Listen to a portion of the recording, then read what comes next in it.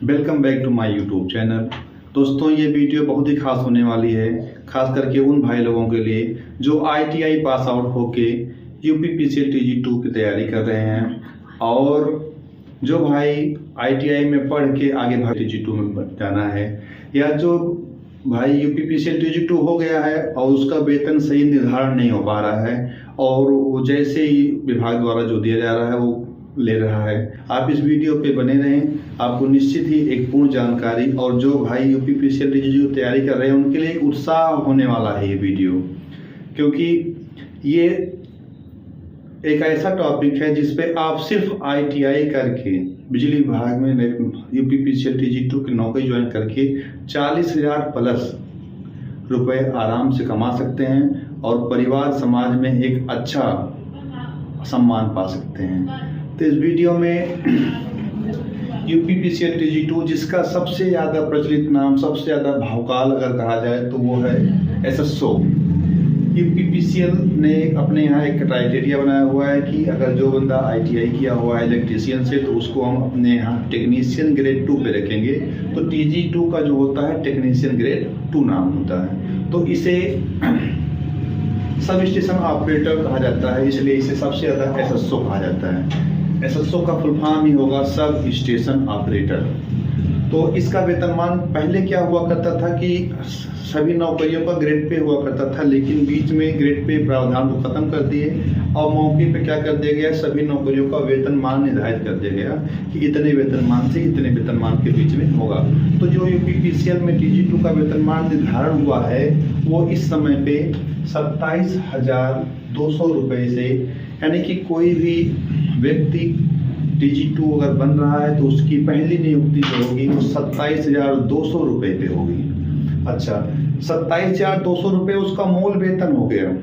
अब उस पे क्या है कि हमें कर्मचारी को जो सुविधाएं मिलती हैं, अन्य सुविधाएं, उसके बारे में आपको बताया जाएगा।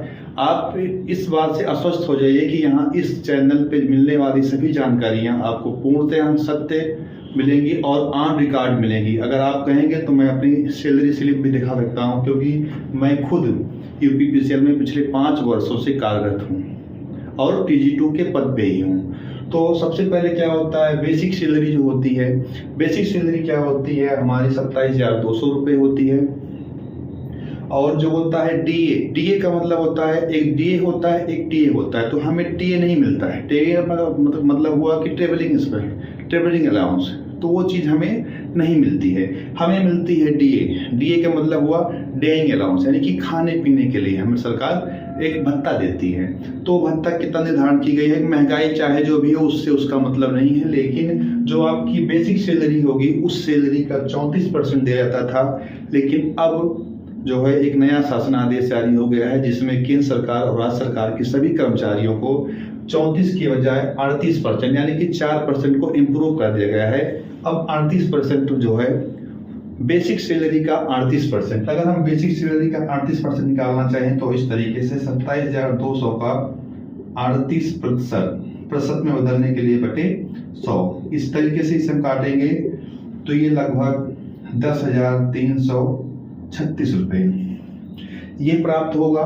27,200 रुपये तो मिल ही रहा है, सरकार उसे दे ही रही है, साथ में आपको 10,336 रुपये ये देगा। और होता है वाशिंग अलाउंस। वाशिंग अलाउंस का मतलब ये हुआ कि जो ड्यूटी कोड होता है हर जगह, हर कंपनी चाहे प्राइवेट हो चाहे सरकारी हो, सबका एक यूनिफॉर्म ड्यूटी कोड होता है। तो उस ड्यूटी कोड में हम अपनी वर्दियाँ जो होती हैं उसको पहन के जाते हैं। तो उस वर्दियों की साफ सफाई रखने के लिए, फिट रहे, इसके लिए सरकार जो होती है एक मानक तय की है, 40 रुपये पर मंथ देती है। अच्छा, फिर टेक्निकल अलाउंस क्या होता है। टेक्निकल अलाउंस का मतलब ये हुआ कि आप एक टेक्निकल डिग्री धारक हैं, आप भीड़ से हटके आए हैं, आपके पास एक अन्य योग्यता है, उसके सम्मान में ये टेक्निकल अलाउंस दिया जाता है जिसका है 150 रुपये। अच्छा, फिर आता है मेडिकल अलाउंस। मेडिकल अलाउंस का मतलब ये होता है कि सरकार आप स्वस्थ रहें इसके लिए आपको 200 रुपये पर मंथ आप पे खर्च करती है कि आप अपने सामान्य स्वास्थ्य की जांच करते रहिए, सामान्य स्वस्थ रहें, ये 200 रुपये है। फिर होता है साइकिल अलाउंस। साइकिल अलाउंस किसी विषम जगहों पे ही दिया जाता है। जो टीजी2 भाई यानी कि जिन्हें हम एसएसओ कहेंगे, एसएसओ उन्हें कहेंगे जो सब स्टेशन ऑपरेटर होंगे, बाकी सबको हम टीजी2 कहेंगे। एसएसओ 3 रूप से भरे जाएंगे, एक टीजी2 लाइन हो जाएगा, एक टीजी2 ऑपरेटर हो जाएगा और एक टीजी2 जीएमटी हो जाता है। इसके लिए मैं एक अलग क्लास लूँगा, उसके बारे में आपको सारी चीज़ें क्लियर करूँगा। तो यहाँ पे साइकिल अलाउंस 200 रुपये मिलता है। सबसे बड़ा भत्ता जो होगा वो हमारा क्या होगा, एचआरए क्या होगा, house rent allowance. House rent allowance क्या होता है कि ये शहर के अलग अलग जगहों को देख के मानक रखा जाता है, क्योंकि जहाँ जिस शहर में रहते हैं उस शहर की महंगाई अलग होती है। तो इस हिसाब से अगर हम ग्रामीण क्षेत्र में अपनी जॉब कर रहे हैं तो वहाँ पे 900 रुपये दिया जाएगा। अगर हम जनपद में हैं, शहर में हैं, तो वहाँ पे हमें 1500 रुपये मिलेगा। अगर हम महानगर में हैं तो वहाँ पे हमें 1700 रुपये मिलता है। इस तरीके से दिया जाता है। फिर एक भत्ता और मिला करता था जिसका नाम था CCA। CCA का मतलब था नगर प्रतिकर भत्ता। नगर प्रतिकर भत्ता सिर्फ शहर और महाजनपद वालों को ही मिलता था, ग्रामीण क्षेत्रों वालों को नहीं दिया जाता था। लेकिन इस भत्ते को जैसे ही कोरोना आया मई 2020 के दौरान, उसी समय इस भत्ते को पूर्णतः समाप्त कर दिया गया। तो इससे पहले अभी वीडियो में हमने कहा था कि एक ITI किया हुआ बंदा यूपीपीसीएल के में टीजी2 अगर बनता है तो 40,000 गेन करेगा। तो उसके लिए मैं आपको दिखाता हूँ। 27,200 रुपये आपका बेसिक सैलरी हो गया।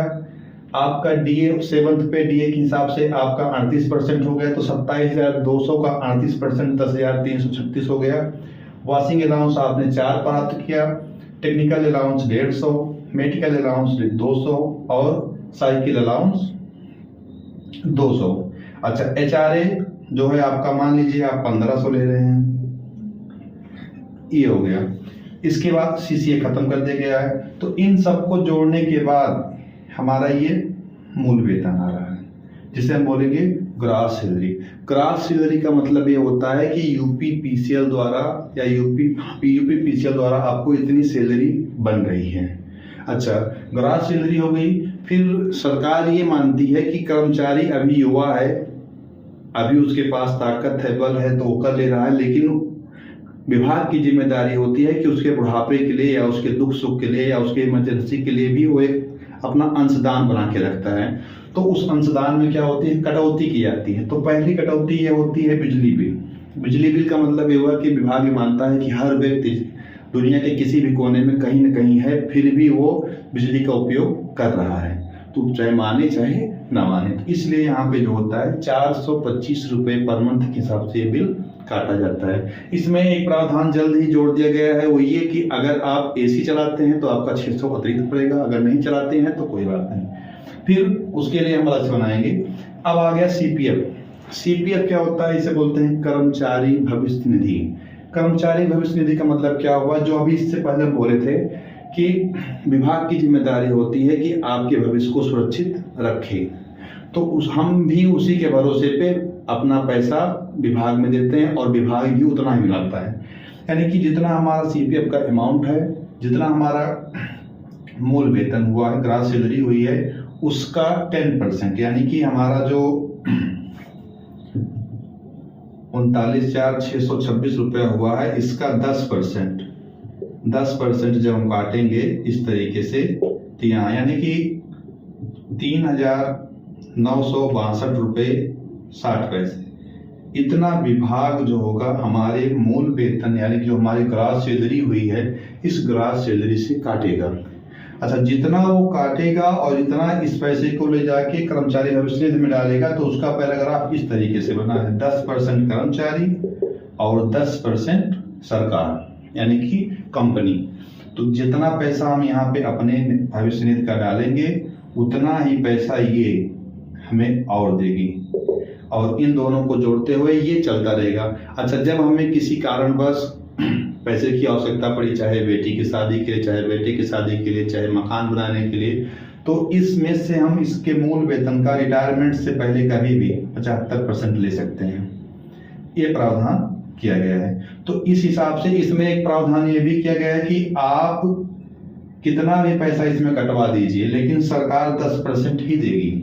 ये फिक्स है। ऐसा नहीं कि आप पूरा वेतन करवा दीजिए, सरकार पूरा वेतन दे देगी, ऐसा नहीं किया गया है। आपको 10% वो अपने आप काटेगी, इससे कम भी नहीं काटेगी, 10% काटेगी। इसके बाद आप इच्छा अनुसार जितना कटवाना चाहें। और यहाँ पे इस तरीके से।